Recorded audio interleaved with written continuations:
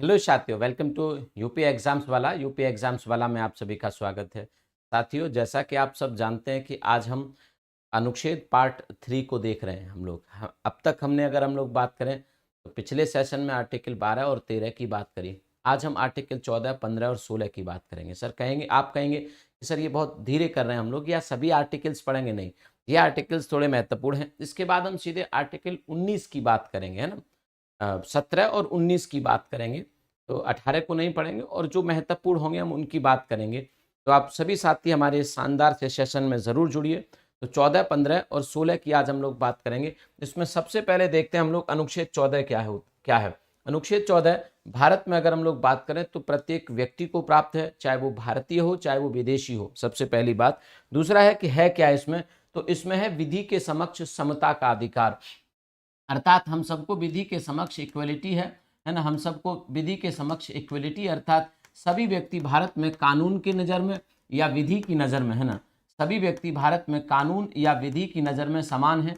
कोई भी कम और ज़्यादा नहीं है। कम और ज़्यादा का जब सवाल आता है तो हम ये सोचते हैं कि सर कौन कम और ज़्यादा की हम बात कर रहे हैं। तो भारत में पद के आधार पर किसी के लिए कानून अलग नहीं होते। भारत में जाति के आधार पर या धर्म के आधार पर कानून अलग अलग नहीं होते हैं। भारत में अगर कोई व्यक्ति किसी बड़े पद पर है और कोई व्यक्ति किसी सामान्य पद पर है या किसी पद पर नहीं है, तब भी कानून उन दोनों को समान नज़र से देखेगा। आपने देखा होगा कि जब कभी आप न्यायालय गए होंगे तो न्यायालय में न्यायाधीश के समक्ष एक मूर्ति रखी रहती है, जिसे हम न्याय की देवी कहते हैं, है ना। उसके आंखों पर काले रंग का एक कपड़ा बंधा रहता है, उसके हाथ में एक तराजू होती है। तराजू का मतलब होता है न्याय का प्रतीक है ना। उसके अगर दोनों पलड़े समान है तो इसका मतलब वो न्याय कर रही है ना, बराबर पक्ष देख रही है वो। तो उसकी आंखों पे कपड़ा बंधा होता है, इसका मतलब होता है कि वो किसी की जाति, धर्म, पद, प्रतिष्ठा, अमीरी, गरीबी को देखे बिना वो न्याय कर रही है ना। तो न्याय की देवी आपने कोर्ट में देखा होगा। तो उसी प्रकार से अगर हम लोग बात करें तो अनुच्छेद 14 कहता है कि भारत में कोई भी व्यक्ति कानून के ऊपर नहीं है, सभी पर समान रूप से इक्वली कानून लागू होता है। इसके दो पक्ष हैं, एक तो कानून के समक्ष या विधि के समक्ष समता, है ना। विधि के समक्ष समता, इसका मतलब कानून सभी पर लागू होगा, विधि के समक्ष समता। और दूसरा है विधि का समान संरक्षण। ये दूसरा कॉन्सेप्ट है, विधि का समान संरक्षण। समान संरक्षण जब हम कहते हैं, ध्यान से समझिएगा, जब हम कहते हैं कि विधि का समान संरक्षण, तो विधि का समान संरक्षण और विधि के समक्ष समता दोनों में थोड़ा सा फर्क है। विधि के समक्ष समता कहता है कि भारत में सभी व्यक्ति कानून के सामने बराबर हैं, कोई ऊपर और कोई नीचे नहीं है, सभी को कानून समान नजर से देखता है। तो ये समता हुई, मतलब विधि के समक्ष समता हुई, सभी पर समान रूप से कानून लागू होंगे। लेकिन विधि का समान संरक्षण कहता है कि ये संभव नहीं है। अगर समाज में हम बराबरी लाना चाहते हैं, समाज में हम इक्वलिटी देखना चाहते हैं, तो विधि का समान संरक्षण भी हमें लागू करना होगा। इसका मतलब है कि हमारे देश में जैसे एक कोई 15 वर्ष का व्यक्ति है, 15 वर्ष का लड़का है, और एक कोई 20 वर्ष का लड़का है, दोनों की मानसिक और शारीरिक स्थिति में फर्क है, तो दोनों के लिए कानून अलग अलग होने चाहिए, एक जैसे नहीं होने चाहिए। जैसे 15 वर्ष का लड़का अगर किसी के साथ मारपीट करे तो उसके लिए कानून अलग है, 20 वर्ष का लड़का किसी के साथ मारपीट करे तो उसके लिए कानून अलग है, क्योंकि दोनों की मानसिक स्थिति और मानसिक समझ अलग अलग है, उसका लेवल अलग है।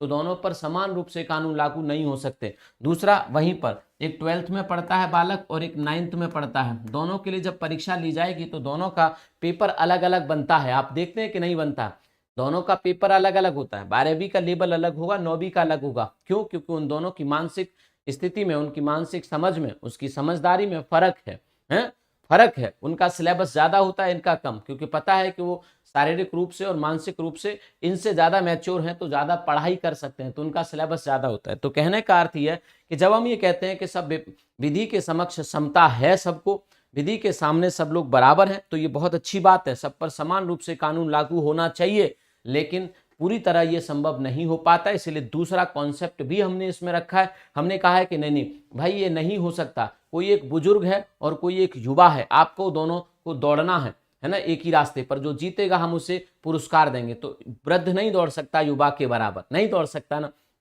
तो हम बराबरी नहीं कर सकते, है ना। कोई एक हैंडीकैप्ड है और कोई एक शरीर से स्वस्थ है, तो आप हैंडीकैप्ड से भी कहो कि भैया आपको भी 5 किलोमीटर की दौड़ पास करोगे तभी हम आपको इसमें नौकरी देंगे, और एक युवा मतलब एक समर्थ युवा से कहोगे कि आप 5 किलोमीटर, तो दोनों में सही बात है, साफ बात है कि आप उसको फेवर कर रहे हो। तो कहने का अर्थ यह है कि पूरी तरीके से ये लागू नहीं हो सकता। तो इसके लिए दूसरा कॉन्सेप्ट भी होता है विधि के समक्ष विधि का समान संरक्षण, अर्थात विधि विभिन्न परिस्थितियों में अगर दो लोगों की परिस्थितियां अलग अलग हैं तो उन पर लागू होने वाला कानून भी अलग अलग होगा, अर्थात कानून उनकी परिस्थिति उनकी स्थिति के हिसाब से होगा। अगर किसी की परिस्थिति अलग है तो कानून उसे संरक्षण देगा, कानून उसे प्रोटेक्शन देगा। जैसे उदाहरण के तौर पर मैं मान लेता हूं, हमारे पास ये दिख रहा है ना, जैसे ये है, हम कह रहे हैं इन 3 बच्चों से कि आप दीवार के उस तरफ देखिए, क्रिकेट का मैच चल रहा है, और हमने तीनों को बराबर का स्टूल दे दिया। क्या ये तीनों को बराबर का स्टूल देना सही है? नहीं सही है, क्योंकि अगर हम तीनों को बराबर का स्टूल देंगे तो तीनों के साथ न्याय नहीं कर। वैसे तो हम यही कहेंगे कि देखो कानून सबके ऊपर समान रूप से हमने लागू किया है, लेकिन क्या कानून यहां पर समान रूप से लागू करने पर हम तीनों का भला कर पाएंगे? नहीं कर पाएंगे, क्योंकि इसकी स्थिति अलग है, इसकी स्थिति अलग है, इस छोटे बच्चे की बेचारे की स्थिति अलग है। ये दीवार के उस तरफ नहीं देख सकता बराबर कानून से, तो हमें इस बच्चे के लिए कानून अलग बनाना पड़ेगा, अर्थात इसके लिए हमें 2 स्टूल देने पड़ेंगे। इसे हम नीचे खड़ा कर देंगे बिना स्टूल के, तब भी ये उस तरफ देख पाएगा, है ना। इसे हम 1 स्टूल दे देंगे तब भी उस तरफ देख पाएगा, लेकिन छोटा बच्चा अगर उस तरफ क्रिकेट देखेगा तो इसे 2 स्टूल देने पड़ेंगे। आप मेरे इस उदाहरण से बढ़िया से समझ गए होंगे कि सर कानून के समक्ष समता ये है और कानून का समान संरक्षण ये है। आप लोग शायद देख पाओ अच्छे से, कानून का समान संरक्षण ये है, कानून के समक्ष समता ये है। हमने वैसे तो तीनों को समान रूप से कानून, किसी के साथ भेदभाव नहीं किया, लेकिन आप देखेंगे फिर भी भेदभाव हो गया इनके साथ, क्योंकि अगर हम क्योंकि तीनों की स्थिति अलग अलग है और तीनों पर समान रूप से कानून लागू करेंगे तब किसी का फायदा नहीं होगा, है ना। क्योंकि इसको जरूरत नहीं थी लेकिन हमने इसको ट्रीटमेंट दिया, इसको जरूरत थी तो चलो इसका फायदा हो गया, और इसको हमने सिर्फ 1 स्टूल दिया लेकिन इसका कोई फायदा नहीं हुआ। तो कानून परिस्थितियों के हिसाब से बनना चाहिए। जैसे कि यहाँ पे इसको जरूरत नहीं है तो क्यों उधर करना, क्यों इसको स्टूल देना, इसका स्टूल इसको दे दो आप। यही रिजर्वेशन का कॉन्सेप्ट है, सेम टू सेम है रिजर्वेशन का कॉन्सेप्ट, कि इसको जरूरत नहीं है तो इसे दे दो, इसे जरूरत है, ये कमजोर है, हैं? मुझे लगता है आर्टिकल 16 जब आप पढ़ोगे तो आपको दिक्कत नहीं होगी, समझ जाओगे। चलिए, तो ये है आपका आर्टिकल 15। अब हम लोग आगे चलते हैं, है ना। आर्टिकल 14, आर्टिकल 15 डाल लीजिए आप लोग। आर्टिकल 15 भेदभाव के विरुद्ध, है ना, भेदभाव के विरुद्ध अधिकार, भेदभाव के विरुद्ध अधिकार, है ना। राइट अगेंस्ट डिस्क्रिमिनेशन, क्या हो जाएगा? राइट अगेंस्ट डिस्क्रिमिनेशन, अर्थात आर्टिकल 15 कहता है कि राज्य किसी भी व्यक्ति के साथ जाति के आधार पर, धर्म के आधार पर, मूल वंश के आधार पर, लिंग या जन्मस्थान के आधार पर कोई विभेद नहीं करेगा, है ना। क्या कहता है इसमें? फर्स्ट है, आर्टिकल 15 का फर्स्ट है, कहता है राज्य किसी नागरिक के साथ, क्योंकि ये सिर्फ नागरिकों को मिला है, राज्य किसी नागरिक के साथ, है ना, राज्य किसी नागरिक के साथ जाति, है ना, धर्म, मूलवंश, जन्म स्थान और लिंग के आधार पर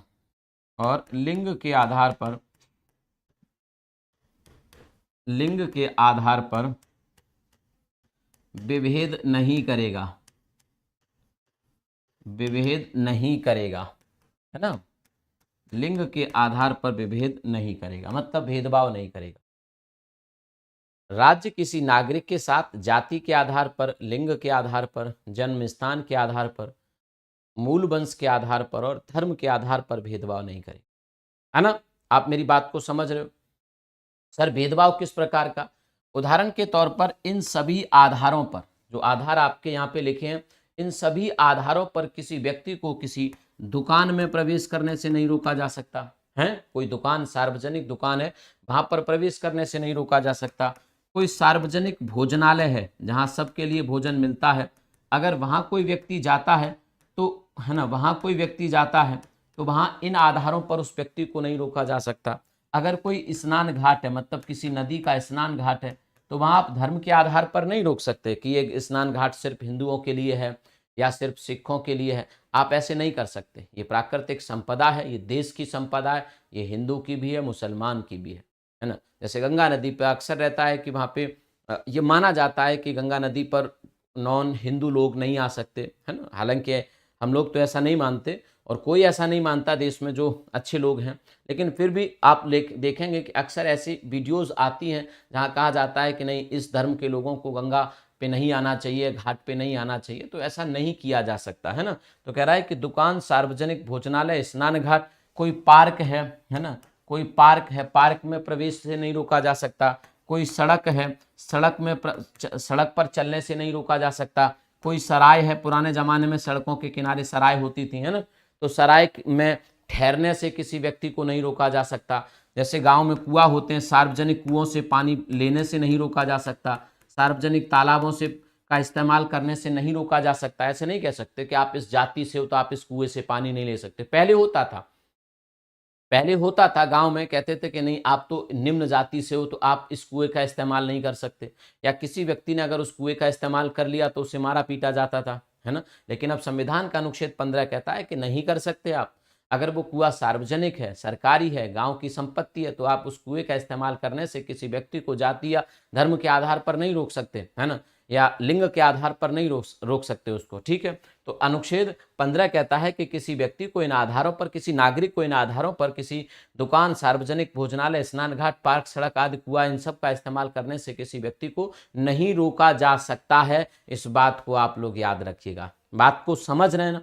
हाँ, इसके अलावा और कोई आधार है, जैसे मान लीजिए कोई व्यक्ति किसी वायरस से वाले रोग से प्रभावित है, कोई कोविड से प्रभावित है, तो कोविड से अगर कोई प्रभावित है तो हम यहाँ पे आने से उसे रोक सकते हैं। हम सिर्फ इन आधारों की बात कर रहे हैं कि इन आधारों पर किसी व्यक्ति को नहीं रोका जा सकता, क्योंकि ये सामाजिक आधार है ना, सोशल ग्राउंड है। सोशल ग्राउंड पे हम किसी को नहीं रोक सकते। ये जाति, धर्म, ये सब क्या है, समाज में लोगों के बीच में नफरत फैलाते हैं। फिर ऐसे अगर आप इन आधारों पर रोकोगे तो जाति के आधार पर किसी को नहीं रोक सकते या धर्म के आधार पर नहीं रोक सकते। इसके अलावा और कोई बीमारी है, किसी और प्रकार की कोई समस्या है, तो आप उसे रोक सकते हो, उसके साथ भेदभाव कर सकते हो। इसमें तीसरा कहता है कि अनुच्छेद 15 में किसी बात के होते हुए राज्य महिला व बच्चों के लिए विशेष प्रावधान कर सकता है। राज्य महिला व बच्चों के लिए विशेष प्रावधान कर सकता है ना, विशेष प्रावधान। अब बहुत सारे लोगों ने कहा कि आर्टिकल 15 का जो 3 है, ये तो आर्टिकल 15 के 1 और 2 का विरोधी है, क्योंकि महिला मतलब लिंग के आधार पर भेदभाव हो रहा है। जब ये कहा जा रहा है कि राज्य महिलाओं व बच्चों के लिए विशेष प्रावधान, स्पेशल प्रोविजन कर सकता है, तो बहुत सारे लोगों ने कहा ये तो हमारे साथ भेदभाव है, ये तो लिंग के आधार पर भेदभाव है ना। अब सुप्रीम कोर्ट गए लोग, बहुत सारे लोग। अब सुप्रीम कोर्ट ने कहा कि महिलाओं के लिए स्पेशल प्रोविजन, ये लिंग के आधार पर भेदभाव नहीं है। ये इसलिए किया जाता है क्योंकि महिलाओं की जो विशेष शारीरिक स्थिति होती है, महिलाओं की जो शारीरिक संरचना है वो पुरुषों से भिन्न है। अब जब पुरुषों से शारीरिक संरचना भिन्न है तो फिर से आर्टिकल 14 याद करो, जिसमें कहा था मैंने विधि का समान संरक्षण। अब जब महिला विधि का समान संरक्षण, और जिसमें कहा था मैंने कि अगर दो लोगों की परिस्थिति, दो लोगों की स्थिति, दो लोगों की संरचना अगर भिन्न है तो उन पर लागू होने वाले कानून भी भिन्न हो सकते हैं। उदाहरण के तौर पर, है ना, महिला और पुरुष जैसे संतानें उत्पन्न होती हैं तो कहते हैं कि उनका पुत्र है ना, या उन माता या पिता का नाम लिया जाता है। तो जब पिता का नाम लिया जाता है तो क्या सही मायने में पिता ने उसको जन्म दिया है? नहीं। वैसे संतान तो वो दोनों की है, लेकिन उसको जन्म माँ ने दिया है। तो शारीरिक जो मतलब जन्म देने के लिए जो उपयुक्त शरीर है वो महिला का है, पुरुष का नहीं है। तो आपने देखा कि जब प्रसव के दौरान जो पीड़ा होती है ना, पीड़ा जो होती है या जो तमाम समस्याएं होती हैं गर्भ के दौरान, वो महिला को होती हैं, पुरुष को नहीं होती। तो अब सुविधा महिला को मिलनी चाहिए या पुरुष को मिलनी चाहिए, बताओ। अब मैं कहूं कि भैया बच्चे का जन्म हो रहा है तो बच्चे की माँ को आराम दिया जाना चाहिए या पिता को आराम दिया जाना चाहिए, बताओ आप मुझे। तो जब बच्चे के जन्म पे माँ को ही तो आराम मिलेगा, माँ के खाने पीने का ध्यान रखा जाना चाहिए या पिता के खाने पीने का? माँ के खाने पीने का, है ना, क्योंकि शरीर में खून की कमी या तमाम पोषक तत्वों की कमी माँ के हो सकती है, पिता के नहीं हो सकती, है ना। वैसे ही अब जैसे कोई महिला किसी कंपनी में जॉब करती है तो प्रसव के दौरान, डिलीवरी के दौरान, बच्चे के जन्म के दौरान माँ को अवकाश मिलना चाहिए या पुरुष को? पिता को तो 1-2 दिन का 3 दिन का दे दो, कोई दिक्कत नहीं, लेकिन माँ को तो एक लंबा अवकाश चाहिए, तो महिलाओं के लिए अलग करना पड़ेगा भाई। मेरी बात को समझने का प्रयास करो। तो स्पेशल प्रोविजन महिलाओं के लिए होने चाहिए, पुरुषों के लिए नहीं। वैसे ही अब हमारे सामाजिक समाज में आप देखोगे तो महिलाएं अपना घर छोड़ के पुरुषों के यहाँ जाती है, मतलब पतियों के यहाँ पत्नी जाती है, पति पत्नियों के यहाँ नहीं जाता। तो महिलाओं को बहुत सारे सेक्रीफाइस करने पड़ते हैं। कई बार देखा जाता है कि महिलाओं पर दहेज को लेकर हमले होते हैं, दहेज को लेकर अत्याचार होते हैं। कई बार हमारे समाज में, क्योंकि हमारा पुरुष प्रधान समाज है ना, पुरुष को प्रायोरिटी पहले दी जाती है, तो महिलाओं की स्थिति बहुत कमजोर हो जाती है। हमारे गांव देहात में तो आज भी हमने देखा होगा कि पुरुष मतलब मुखिया, महिला मतलब पुरुष के अनुसार घर में चलेगी। अगर पुरुष को लगता है ये सही है तो महिला को ये सही मानना पड़ेगा। तो अब अगर वो नहीं सही मानती तो उसके साथ मारपीट होगी, उसके साथ एट्रोसिटी होगी।